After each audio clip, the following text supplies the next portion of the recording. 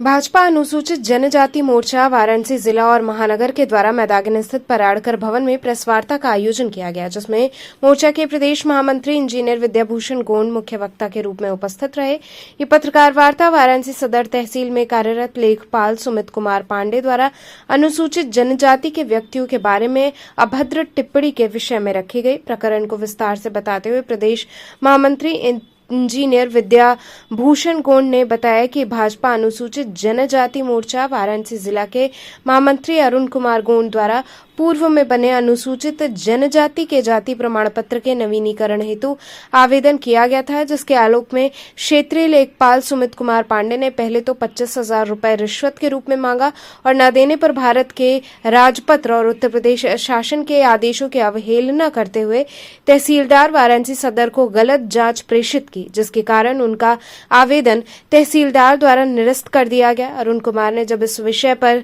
लेखपाल से बात किया तो उन्होंने अपमानजनक टिप्पणी की। विद्याभूषण ने आगे कहा कि वाराणसी के सभी तहसीलों में एक सिंडिकेट बनाकर प्रमाण पत्र बनाने के लिए रिश्वत ली जा रही है। पूर्व के तहसीलदारों शालिनी सिंह और योगेंद्र शरण शाह के समय यह सिंडिकेट सक्रिय था, जिसमें तहसील सदर के लिपिक मुश्ताक की अहम भूमिका है।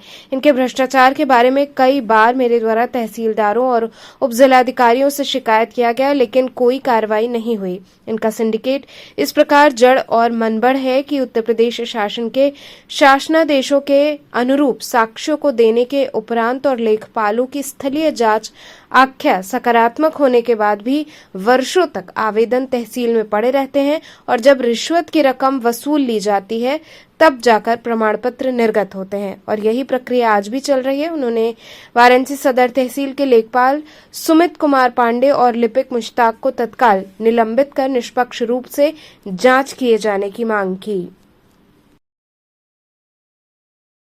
क्या है आज का किस मामले को लेकर कुछ हमारे वाराणसी जिला के महामंत्री हैं अरुण कुमार जी, इन्होंने अपना जाति प्रमाण पत्र के लिए आवेदन तहसील सदर में किया था। लेखपाल सुमित कुमार पांडे द्वारा इसमें रिश्वत की मांग की गई थी 25,000 रुपयों की, और न देने पर उन्होंने गलत तरीके से शासनादेश के विपरीत जाकर के इनके प्रमाण पत्र के आवेदन को निरस्त कर दिया और साथ ही उन्होंने टिप्पणी किया, इनके ऊपर कुठाराघात भी किया है, मानसिक रूप से ये काफ़ी पीड़ित भी है। उन्होंने बोला सुमित कुमार पांडे ने कि तुम लोग आदिवासी कैसे हो, आदिवासी कभी देखे हो? आदिवासी जंगलों में पाए जाते हैं जो पेड़ पौधे पत्ते पहनते हैं, और तुम तो पैंट शर्ट पहन के आ गए हो, सामान्य कपड़ा पहने हो। तुमको कैसे मान ले कि तुम अनुसूचित जनजाति के हो, और इसलिए तुम्हारा प्रमाण पत्र हम जारी नहीं करेंगे। क्या चाहते हैं? हम ये चाहते हैं कि तत्काल प्रभाव से इनको सुमित कुमार पांडे जो लेखपाल है इनको एक तो बर्खास्त किया जाए और इनके रिपोर्ट की जांच हो। जो इन्होंने रिपोर्ट लगाई है वो सरासर शासनादेश का उल्लंघन है और इसमें बाकी अन्य तहसीलों में भी ये लंबे समय से एक सिंडिकेट बन के चला आ रहा है। इसके पहले योगेंद्र शरण शाह नाम के एक तहसीलदार थे, वो भी बहुत रिश्वत लेते थे। उसके बाद शालिनी सिंह आई, वो भी रिश्वत लेती थी, और इसमें रिश्वत जो चल रहा है वो चलाने का जो काम है वो एक मुश्ताक बाबू है, वहाँ पे एक लिपिक है जो ये काम करता है, जो ये दलाली का काम करता है। इसमें किस तरह से सच्चाई उजागर होगी कि आप जो कह रहे हैं वो सच्चाई उजागर इस तरीके से होगी कि अगर मैंने आवेदन किया, किसी भी व्यक्ति ने, सामान्य एक व्यक्ति माननीय, कोई प्रूफ है इसका? उन्होंने पैसा मांगा या आपको जो भी कहा, इसका कोई प्रूफ है आपके पास? सर प्रूफ नहीं है तो झूठ तो नहीं हो जाएगा। मैं दूसरी बात कह रहा हूँ, प्रूफ तो कह रहे हैं कि हमको मारे हैं। कौन? आपके ऊपर इल्जाम लगा रहे उन लोग कि हमें उन लोग मारे पीटे हैं, गाली दिए हैं। किसने? जिसके लिए आप लोग लगा रहे हैं। तो मारे पीटे होंगे तो किसी जगह पे मारे होंगे ना भाई, तो प्रूफ करे वो भी। तो आप उनके ऊपर जो आरोप लगा रहे हैं तो आपके पास कोई प्रूफ है उनका? बिल्कुल है, हम ये प्रूफ कर रहे हैं ना कि हमने जो आवेदन किया उसको किस तरीके से खारिज किया गया है। पैसे की डिमांड नहीं की गई तो शासनादेश के अनुरूप इन्होंने जांच आख्या क्यों नहीं लगाई, क्यों नहीं लगाई जांच आख्या? और यही तहसीलदार, जो यही लेखपाल जब पैसा पा जाता है तो यही रिपोर्ट ठीक कर देगा। अच्छा, इसका जो है उच्चतम अधिकारियों से शिकायत आप किए होंगे? सर मैं पिछले 3 साल से कई सारे जितने भी डीएम आए हैं, अभी ये भी डीएम है, इनको मैंने शिकायत कर चुका हूँ, इनको पत्र भी दिया था। पिछले साल भी एक 18 लोगों की मैंने सूची पिछले साल तैयार करी थी, जो डीएम साहब को मैंने भेजा था। उसमें यह था कि लेखपाल ने उसमें सकारात्मक रिपोर्ट लगा दिया था, लेखपालों ने लिख दिया था कि ये अनुसूचित जनजाति के व्यक्ति हैं, इनका प्रमाण पत्र निर्गत होना चाहिए, लेकिन तहसीलदारों ने निर्गत नहीं किया। लंबे समय तक। तो मैं उसकी सूची भी इसके साथ संलग्न कर रहा हूँ, उनकी भी जांच होनी चाहिए कि सिटीजन चार्टर का उल्लंघन क्यों किया गया है, क्योंकि जब पैसा पहुंचता है तहसीलदारों को तभी ये प्रमाण पत्र। जैसे कि सदर तहसील में पहले से भी आवेदन किया था और सर्टिफिकेट घर का बना हुआ है। उन सुमित कुमार पांडे द्वारा आज सरकार जो कि समाज के द्वारा शिकायत आ रही थी कि ये आवेदन निरस्त कर दे रहे हैं, तो मैंने इसकी जानकारी के लिए अपना खुद का आवेदन घर परिवार का किया।